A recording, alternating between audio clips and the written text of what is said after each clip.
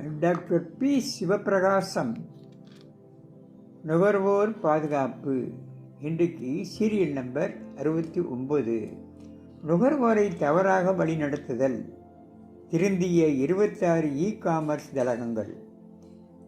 நாட்டின் 26 இ-காமர்ஸ் வணிக தளங்கள் நுகர்வோரை தவறாக வழிநடத்தும் டார்க் பேட்டர்ன்களை முற்றிலும் களைந்துவிட்டதாக அறிவித்துள்ளன என்று மத்திய அரசு தெரிவித்துள்ளது.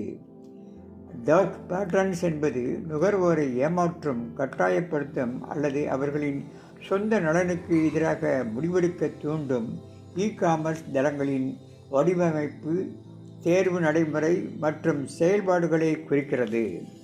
இந்நிலையில் செப்டோ, சொமாட்டோ, ஸ்விக்கி, ஃப்ளிப்கார்ட், ஜியோ மார்ட் உள்ளிட்ட 26 இ-காமர்ஸ் நிறுவனங்கள் மத்திய அரசின் டார்க் பேட்டர்ன் தடுப்பு வழிகாட்டுதல்களை பின்பற்றியுள்ளதாக தாங்களாகவே முன்வந்து கடிதங்களை சமர்ப்பித்துள்ளதாக மத்திய நுகர்வோர் விவகாரங்கள் துறை அமைச்சகம் தெரிவித்துள்ளது.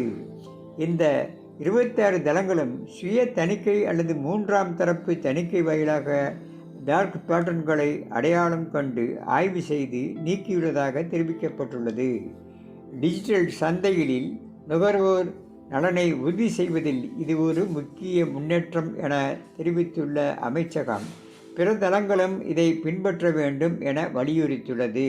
மேற்கூறியவைகள் எப்படி நடக்கிறது என்பதை பார்ப்போம். பொருட்களின் விலையை ஆரம்பத்தில் குறைவாக காட்டி பில்லிங்கின் போது கூடுதல் கட்டணங்களை சேர்ப்பது, ஒரு பொருளை குறைந்த விலையில் விளம்பரம் செய்து வாடிக்கையாளர்களை கவர்வது, பின் அந்த பொருள் இல்லை என்பது, சலுகை அல்லது இருப்பு நிலவரம் குறித்து பொய்யான தகவல்களை வழங்குவது உள்ளிட்டவை டார்க் பேட்டர்னில் அடங்கும். மேற்கூறியவற்றில் அரசாங்கத்தின் நடவடிக்கைகள் என்ன? நம்பர் 1, நுகர்வோரை தவறாக வழிநடத்தும் நடைமுறைகளை களைய மத்திய அரசு தொடர் நடவடிக்கை எடுக்கின்றது. நம்பர் 2, கடந்த 2023 நவம்பரில் வழிகாட்டுதல்களை வெளியிடப்பட்டு 13 டார்க் பேட்டர்ன்களை சுட்டிக்காட்டியது. 3, இ-காமர்ஸ் தளங்கள் 3 மாதங்களில் கட்டாய சுய தணிக்கை மேற்கொள்ள கடந்த ஜூனில் அறிவுறுத்தியது. வணக்கம்.